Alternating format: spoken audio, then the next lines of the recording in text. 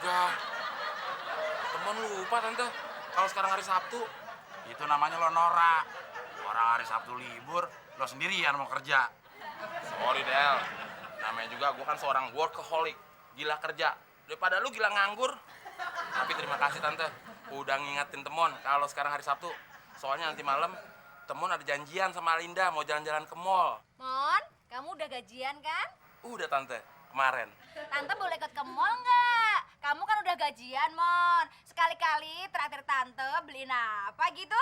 Tenang tante. Kebetulan juga Alinda mau ngajak jalan-jalan temennya ke mall. Del, lo mau ikut nggak? Kali-kali aja ada temennya Alinda yang pengangguran juga.